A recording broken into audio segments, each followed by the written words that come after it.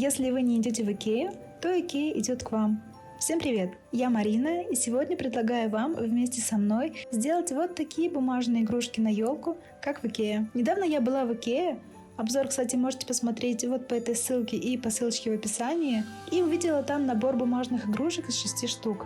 К сожалению, эти игрушки у нас просто моментально разобрали, поэтому я решила сделать такие игрушки самостоятельно, а вас приглашаю присоединиться.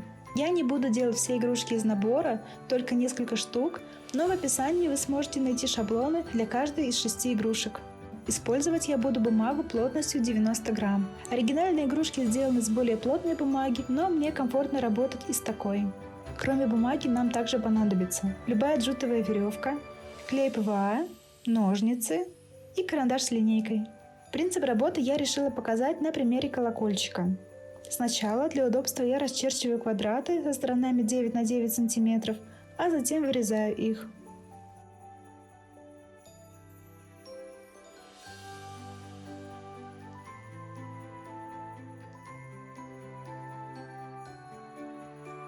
Каждый квадрат складываю пополам. Заранее я сделала шаблон и нанесла на него разметку, по которой буду склеивать. Прикладываю этот шаблон к линии сгиба, обвожу его и вырезаю детали.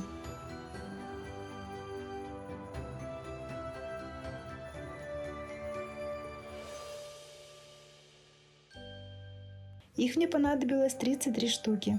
Сначала я склеиваю половинки каждой детали по разметке номер 1. Я беру деталь и шаблон с разметкой и делаю так, как показано на видео. Чтобы наносить клей более тонко, я не до конца открываю носик тюбика.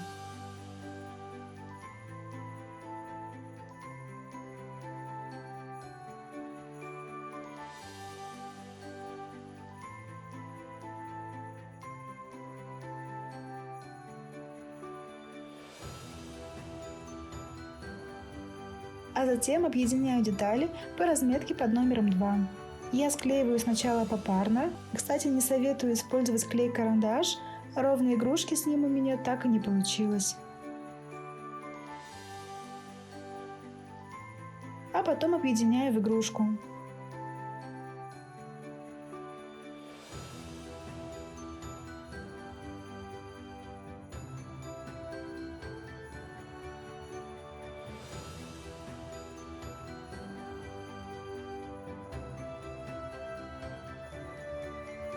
Пока у меня подсыхал колокольчик, я решила сделать еще и елочку. Тут я делаю все то же самое.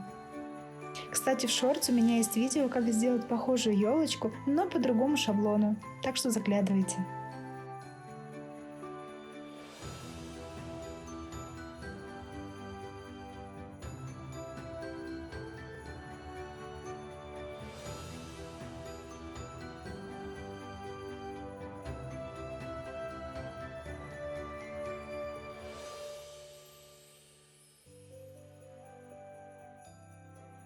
Когда все детали склеены между собой и клей подсох, добавляю джутовую веревочку.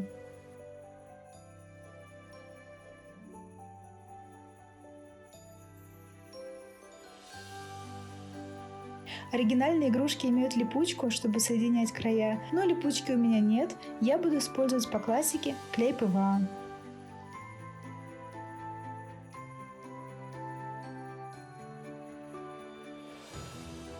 Хочу поделиться с вами своим опытом. Здесь я слишком сильно сжала края игрушки при склеивании, и она у меня помялась, и кое-где даже расклеилась. В общем, будьте аккуратны, не будьте как я.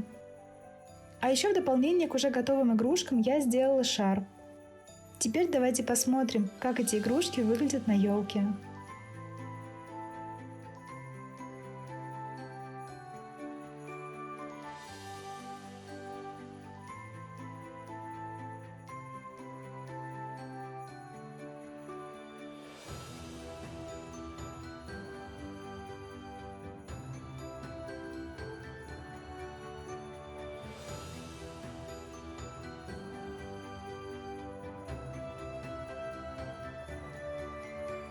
Мне очень нравятся эти игрушки, делаются они просто, а выглядят достойно.